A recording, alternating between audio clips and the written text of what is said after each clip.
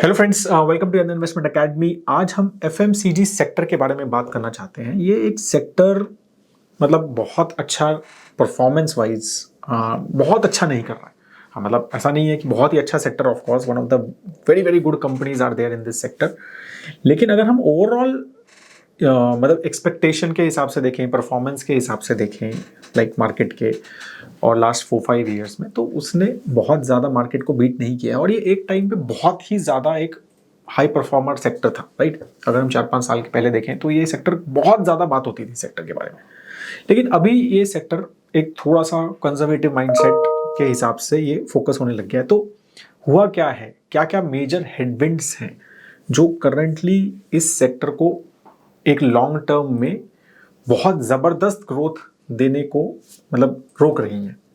तो वो उन फैक्टर्स के बारे में हम बात करेंगे, क्योंकि हमने भी काफ़ी कुछ companies model portfolios when we work, तो अगर आप देखोगे तो हमारे जो भी एक थोड़े हायर रिस्क प्रोफाइल वाले जो पोर्टफोलियोज हैं, जैसे ग्रोथ हो गया या हमारा एसआईपी पोर्टफोलियो हो गया, राइट।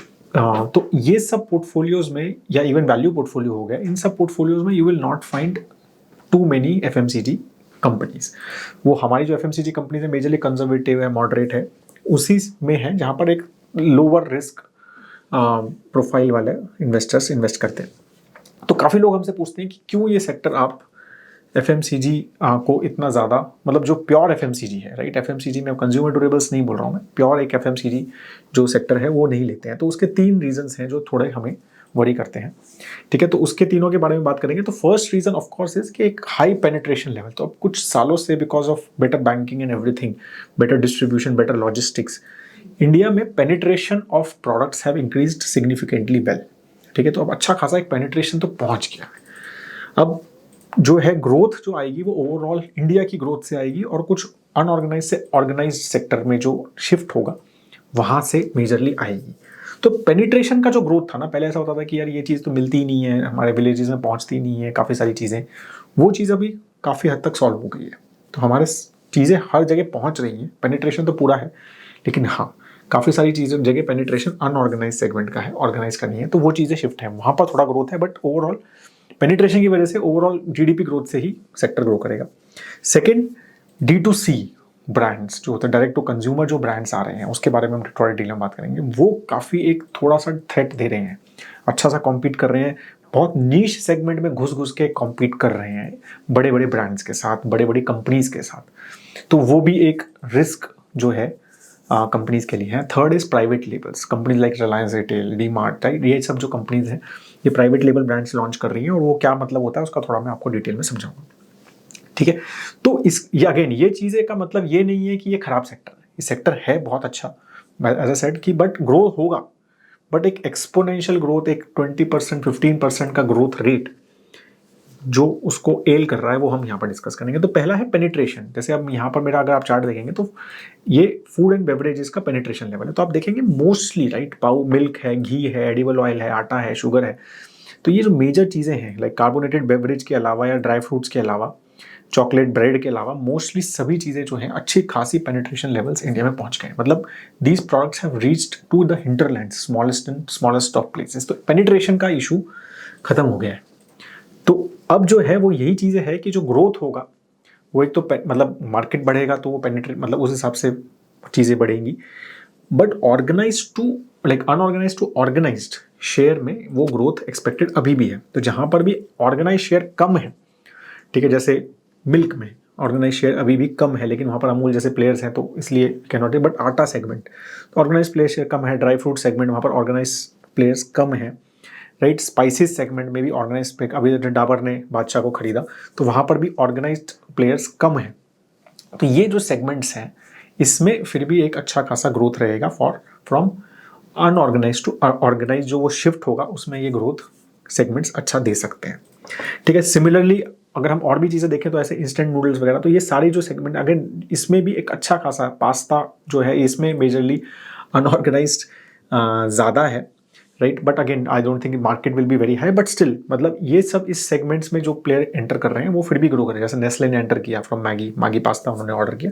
तो ये सारी सेगमेंट्स में अभी भी थोड़ी ग्रोथ सेगमेंट अवेलेबल है। बाकी पेनिट्रेशन के हिसाब से बेबी फूड केक सेगमेंट है, या ब्रेकफास्ट सीरियल सेगमेंट है, या केचप है, पास्ता है, राइट, इसमें अच्छा खासा अभी भी पेनिट्रेशन लेवल कम है, या हेल्थ फूड ड्रिंक्स है, तो यहाँ पर अच्छा खासा ग्रोथ कुछ कुछ सेगमेंट्स में दिखेगा। ठीक है, तो ये सारे एक एलिमेंट है कि पेनिट्रेशन लेवल्स अच्छे बढ़ गए हैं। तो ये F&B की बात करिए। अब कंपनीज क्या कर रही हैं इसके ऊपर, जो फूड एंड बेवरेजेस कंपनी है, तो वो क्या करेंगी, वो दूसरे सेगमेंट्स में एंटर करेंगी। वो ऐसे सेगमेंट्स में एंटर करेंगी जहाँ पर या तो पेनिट्रेशन लेवल कम है या फिर अनऑर्गेनाइज सेगमेंट बहुत ज़्यादा है। जैसे ITC ने स्पाइसेस में एंटर किया, न्यूट्रिशन हेल्थ फूड हमने दोनों देखा ना, ये सारे में पेनिट्रेशन लेवल बहुत लो है, राइट। HUL ने आइसक्रीम्स में, health food drink, health and wellbeing में एंटर किया, अगेन पेनिट्रेशन लेवल्स कम है। मैरिको ने हेल्थ ब्रेकफास्ट स्नैक्स या न्यूट्रिशन में एंटर किया, अगेन पेनिट्रेशन लेवल कम है। ब्रिटानिया ने चीज़ प्रोडक्ट्स, डाबर ने स्पाइसेस, हमने देखा कि बहुत कम है। अदानी जो है वो रेडी टू कुक में जा रहा है, इमामी जूसेस बना रहा है, right. Tata consumer ready to cook spices में भी गया है, रेडी टू ईट में गया है, टाटा क्यू लॉन्च किया है उन्होंने, जाइडस ने health food drink, energy drinks में लॉन्च।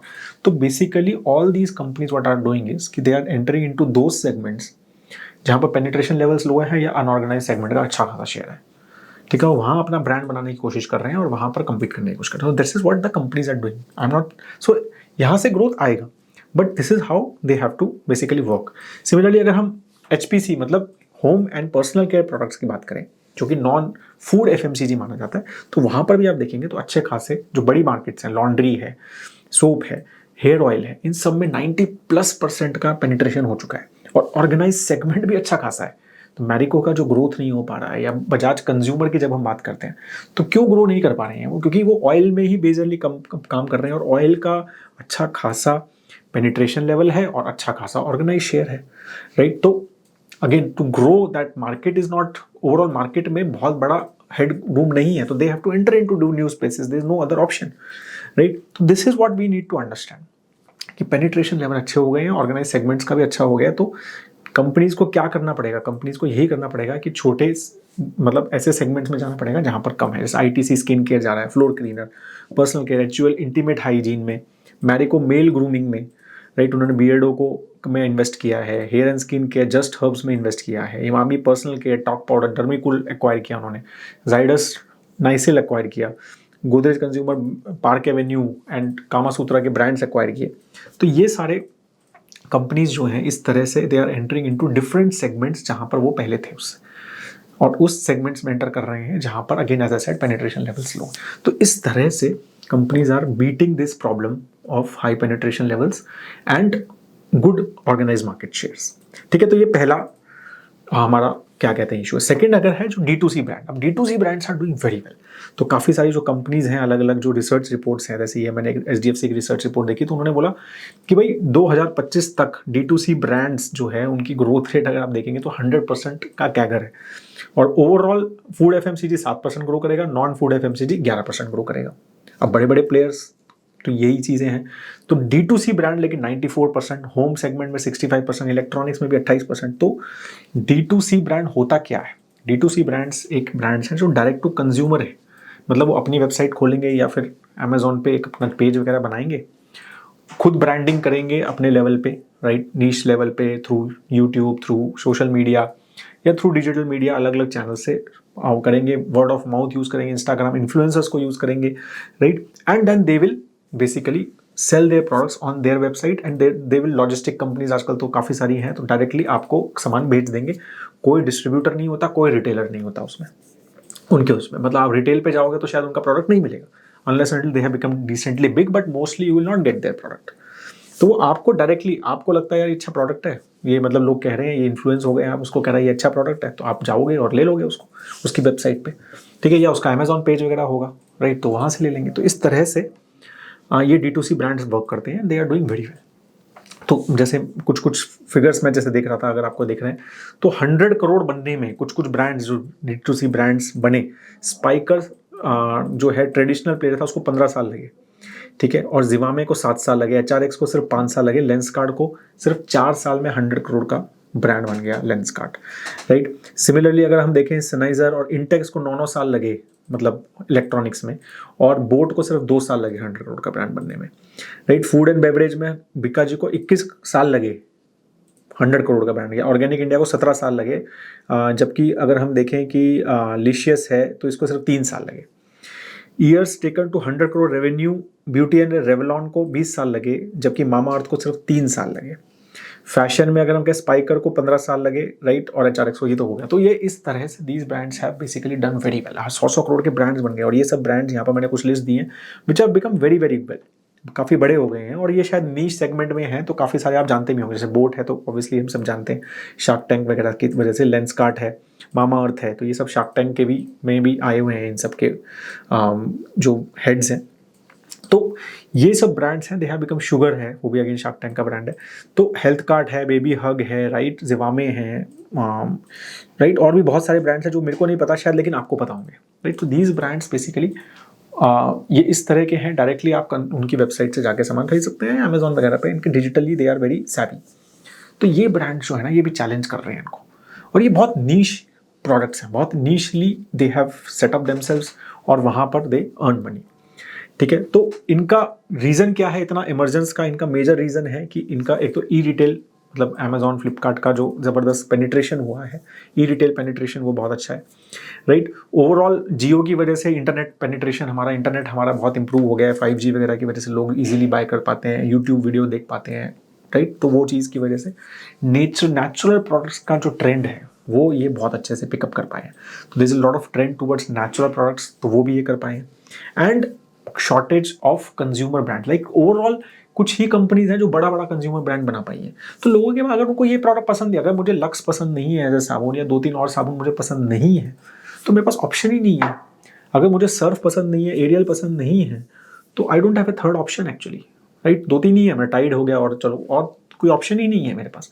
तो बेसिकली कंज्यूमर ब्रांड्स जो हैं, they are limited consumer brands, and वो 3-4 ही कंपनीज हैं जो ये बड़े ब्रांड्स बनाते हैं। ब्रिटानिया, अगर आपको बिस्किट पसंद नहीं है, तो शायद पार्ले जी के अलावा थर्ड कोई ऑप्शन ही नहीं है जहां पर आप बिस्किट खा सकते हैं। तो these companies are taking that, कि वो शॉर्टेज जो है उसका benefit they are taking, they are giving more options, more variety, and उसमें अलग अलग, क्योंकि they are more nimble, they can create more SKUs, different type of brand, जो मतलब लोगों को नेचुरल प्रोडक्ट्स के साथ उसको करके वो इस तरह से उसको पैकेज कर रहे हैं, which is appealing to the consumer, ठीक है। तो अब FMCG कंपनीज क्या कर रही हैं, मतलब ऑब्वियसली वो भी नहीं बैठे हैं, तो वो क्या कर रहे हैं, वो इनको एक्वायर कर रहे हैं, ठीक है। तो जैसे ITC ने योगा बार एक्वायर किया, राइट, HUL ने न्यूट्रिशन लैब, जायवाई वेंचर्स में इन्वेस्टमेंट किया। अदानी विल्मर के फॉर्च्यून मार्ट, उन्होंने खुद ही अपना मार्ट बनाया, उन्होंने खुद ही अपनी रिटेल शॉप बनाई, उन्होंने कहा कि हम डायरेक्ट टू कंज्यूमर हम बेचेंगे, राइट। मैरिको ने काफ़ी सारे स्टेक्स लिए हैं, उन्होंने ट्रू एलिमेंट्स में स्टेक लिया है, उन्होंने प्लांट फिक्स प्लिक्स में, न्यूट्रास्यूटिकल प्राइवेट लिमिटेड में, एपकॉस नेचुरल्स में, तो उन्होंने काफ़ी सारे स्टेक्स ले रहे हैं। वो डाबर इंडिया जो है वो भी दे आर सेइंग कि they are eyeing acquisitions in D2C segment. तो सभी कंपनीज बेसिकली कह रही हैं कि भाई अब क्या कहते हैं, हमारे लिए कम्पीट करना मुश्किल है, तो इन्हीं को एक्वायर कर लो या इनमें इन्वेस्ट कर दो। तो that's what they are doing. So they know this threat and they are working on it. It's not like that they are not working, but वही है कि एक हेडविंड तो है, राइट, एक रिस्क तो है, राइट। तो ये चीज़ें हैं। उसके बाद थर्ड जो है, वैसे मैंने प्राइवेट लेबल्स। अब उसमें बड़े बड़े जो ये रिटेल चेन्स बन रही हैं, जैसे रिलायंस है, टी-मार्ट है, या फिर ऑनलाइन अगर हम बात करें, बिग बास्केट है, अमेजॉन है, फ्लिपकार्ट है, जो ये ग्रॉसरीज प्रोडक्ट्स हम खरीद रहे हैं ऑनलाइन या ऑफलाइन, बड़ी बड़ी रिटेल शॉप से, they are making their own brands.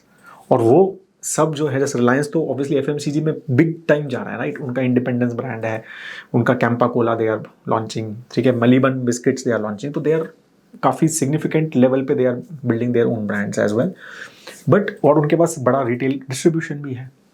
तो ये भी एक कंपटीशन है फ्रॉम दिस ब्रांड्स कि भाई डी-मार्ट में अगर आप जाओगे तो आपको पता है कि भाई कोई टाटा संपन्न की अगर दाल है, साथ में डी-मार्ट की दाल है, तो वो 20 रुपये सस्ती है। और अगर आप डी-मार्ट से सामान ले रहे हो, आपको कहोगे ठीक है, अच्छी क्वालिटी है, सामान तो अच्छा होता है इनका, तो वहीं से ले लेता हूँ। तो ये सारा भी एक हेडविंड है, और ये ग्लोबली हेडविंड है, ये यहाँ का नहीं है। अगर आप US में भी देखोगे, कॉस्को वगैरह में देखोगे या वॉलमार्ट में देखोगे, तो वहाँ पर भी ये चैलेंज बहुत बड़ा है बड़ी बड़ी FMCG कंपनीज के लिए कि these big retail shops, they promote their own private labels because margins का इतना डिफरेंस है। जैसे मैंने अगर यहाँ पर एक नंबर देखा था, तो अपैरल में अगर प्राइवेट लेबल है तो 60 to 65% का मार्जिन है, और अगर हम ब्रांडेड बेचते हैं तो 35 से 40% का। कॉस्मेटिक में 70 to 75% का मार्जिन है अगर प्राइवेट लेबल है, मतलब अपना ब्रांड है वहाँ पर, या तो वैसे 25 से 30 है, और ग्रॉसरी में 10 to 14 है, अदरवाइज 7 to 10 है।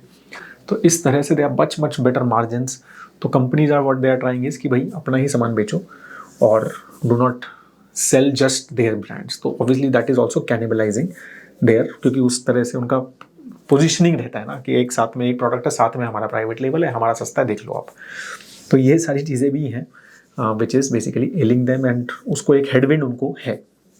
ऑफ कोर्स मैं ये नहीं कह रहा हूँ कि ये अच्छा सेक्टर नहीं है इन्वेस्ट करने के लिए। माई पॉइंट इज कि there are decent headwinds in, that's why this sector has not done so well which mostly this sector has been expected to in last few years.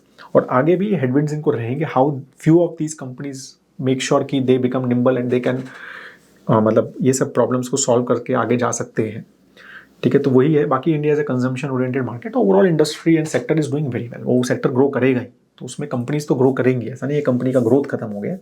But यही है, now the new competition is rising. Branding जो बहुत बड़ा mode था company के पास, वो अब mode जो है मतलब उतना बड़ा नहीं रहा है, और शायद आगे उतना बड़ा मोड वो नहीं रहेगा, ठीक है। तो उसका थोड़ा डिफरेंस आ जाएगा। That is what I wanted to tell you. Have a great time ahead दोस्तों। जय हिंद।